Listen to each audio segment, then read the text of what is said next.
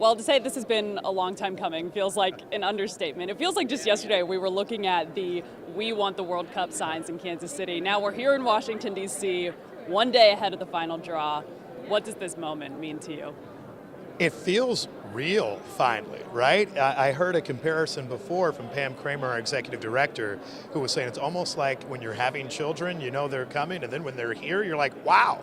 And so talking to people from different countries, I visited just in the last few minutes with people from England, Brazil. They're actually trying to figure out, can we come to Kansas City? How will we like it? You start to see where all the work we've been doing all these years, from public transportation to hotels, are making a big difference. Might be putting you on the spot, but can you remember the first conversation you had about, like, what if we brought the World Cup here to Kansas City? You know, it's funny. Occasionally, you think about these things kind of just as phases of life. So my first conversations before I had kids, before I was married, I was like this different guy. I got elected mayor, and they were like, yeah, we're working on something really big. And well, at city council, we had talked about it. People had started the work. I don't know if I knew how much was involved. And so for me, it hasn't so much been knowing about it, because it seemed like a dream for a long time, a decade ago. Now it's the sort of thing where not only is it real, but I feel super ready. Yeah, that's my next question is, there's been a lot of talk about the influx of people we're going to have in Kansas City. And the burden that the infrastructure of the town will have to bear on that. How prepared do you think Kansas City is for, 6 months from now? I feel very ready. I have always said that there are two priorities that we're going to make sure we satisfy. One is safety and security. That is a key step. Talked to the White House task force leader, Andrew Giuliani, about that earlier today. I think we're in a good place, local, state, and federal, from both states, Missouri and Kansas. The second is public transportation. When we saw what was unveiled in terms of connecting Kansas City during the 2026 World Cup, what I saw was, frankly, the best public transportation network our city has probably had since we had the original streetcar lines that were ripped out of the 1950s. I think the question is not so much how ready we'll be. I think we're there. The bigger question is, what legacy can we have coming out of it? How do we keep some of this good stuff that we were able to build up for this event? What was the biggest challenge in preparing the transportation system? Because Kansas City is a city that historically is not like Washington, D.C. I think probably the hardest part was figuring out an experience at Arrowhead Stadium that isn't just based on a full parking lot and tailgating.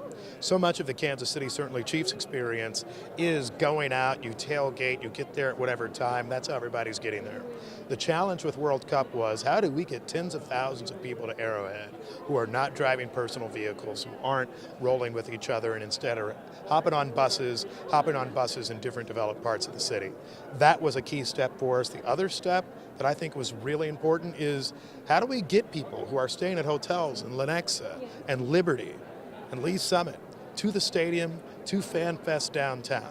I'm proud of what I think we've built out, and I encourage Kansas Cityans this summer, even if you're not going to a World Cup match, hop on public transit, get around the community, see the excitement, because I think that's where the real energy will lie.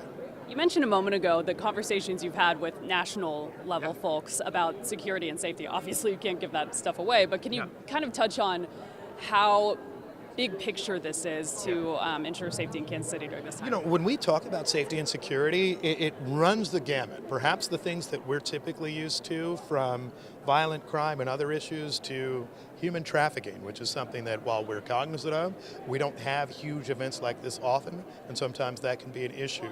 Drones and interception of them. I mean, there is a lot there. So, in so many words, what we've really done a great job of is making sure that all of our local government jurisdictions and police departments and agencies are working together with state level, and then ensuring that there is federal assistance. Occasionally, I've had complaints over the years of not having enough federal support. The World Cup is anything but. They're making sure that these matches in every city are getting the coverage they need, because, importantly, we have to make sure that we're safe in Kansas City in the same way that you do Los Angeles, the same way you do in New York. And we're getting that level of attention. And for that, I'm proud of our World Cup KC 2026 team, and certainly our partners, including our partners at the White House and others. This is a nonpartisan, bipartisan effort where everybody's getting along to have America and Kansas City look their best. I remember a couple years ago at the NFL draft, the kind of note we ended on was, man, can you imagine what the World Cup is going to be like? Have you been able to put really like a finger on the grandeur of this event and what it's going to be in Kansas City? I have not been able to put a finger on that yet, because obviously we've had the parades and we've had the NFL draft, so I've seen large masses of people. I think the difference on this one is just the global impact. What I want to say to Kansas Cityans is, like, ready or not, we're on the world stage. We have people who for years from now will be referencing this great game at Arrowhead Stadium that they're going to be calling Kansas City Stadium. We're going to have people who believe, frankly, that we're a lot bigger than we are because we have matches. And so for me, I think the real work is, how do we make sure there's a legacy of getting something out of it? Business development, cultural exchange opportunities, our brand. When you look at Atlanta in 1996 in the Olympics, right after that, Atlanta just continued to take off. It's still just this strong brand, although smaller in population and city limits than Kansas City. But, right, you see that growth. I think that's the sort of thing where Kansas City is poised to go. So I hope what we need to do is, like, not live on a bell curve. We can't have this huge excitement for the game and energy and investment and then go back down. Let's see how we soar into the 2030s out of this. A couple more for you, just about this event. I know there's a couple groups we're keeping a close eye on as far as group matches go tomorrow. Yeah. Is there anything you're hopeful for, anything you're going to be nervous for tomorrow? All I'll say is this, because I've been trained well by KC 2026. We are excited for any country that we have. That being said, we want to make sure that we have representation from some of the world's greatest teams, as well as countries that Kansas Cityans may not know a lot about. So, my view is, I think that we'll be happy with what we get. However, I'm expecting some strong brands that you've heard of doing something soon. Awesome. Mayor Q, thank you so Thank much. you so Appreciate your much. time. We'll see you. Thanks.